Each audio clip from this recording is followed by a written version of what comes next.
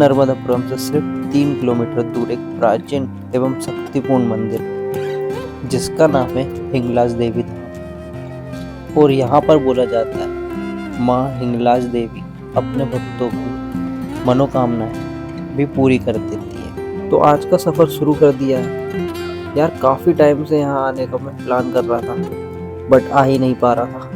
फिर मैं निकल पड़ा अकेला देवी जी के दर्शन करने। वैसे इस रोड पर आकर एक अलग ही शांति मिलती है।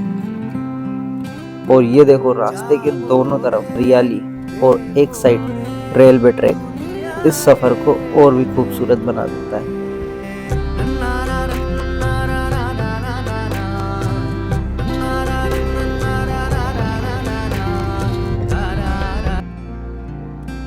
गाइस, ये जगह नेचर व्यू के लिए बहुत फेमस है और मैं आगे आपको बताऊंगा कि यहाँ लोग बार बार क्यों आते हैं।